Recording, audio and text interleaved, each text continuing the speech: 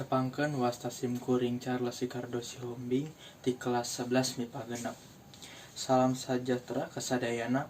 Mula-mula simkuring hayang ngedalkeun hatur nuhun ka ibu guru sarta kabeh rencang kuring anu geus masihan kasempatan kuring pikeun biantara dina beurang ieu ngeunaan miara lingkungan. Hadirin anu dipika hormat, urang nyaho yen global warming nyata masalah anu serius pikeun negara-negara anu aya di dunia.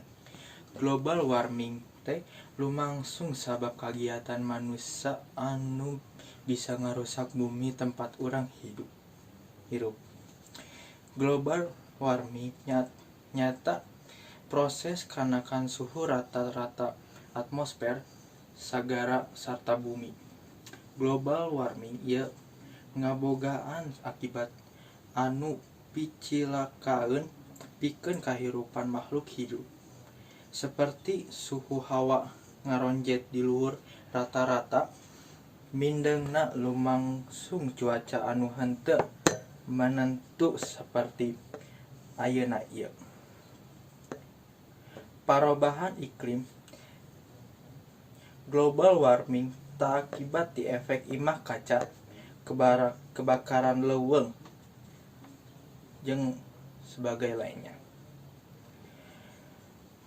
Pamarintah geus ngalaksanakeun usaha pikeun nyegeh global warming sapartos ngalakukeun reboisasi ngahu agu pangwangunan gedung anu makaca kaleuwihan pananaman sarbu tangka nyieun taman kota. Henteu ngan di Indonesia tapi negara-negara di dunia geus ngalakukeun usaha panyegahan global warming. Pancen urang minangka pelajar kudu miara lingkungan.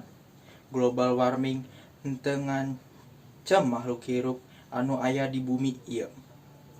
Urang bisa ngalakonan tindakan leutik tapi boga pangaruh gede. Saperti urang miceun runtah dina tempatna, melak tangka di pakarangan kelas, nyokot runtah anu ambacak. Hadirin anu dipihormat, kusabab miara lingkungan kacida penting sakabehna anak incu jaga urang engke bisa ngarasakeun endahna hirup di dunia ieu sarta bumi urang tetep lestari. Sakitu nu tiasa ku abdi dugikeun, hapunten bilih aya palepatan basa nu nyinggung hadirin kusabab jalma tempat salah hatur nuhun peratosanana.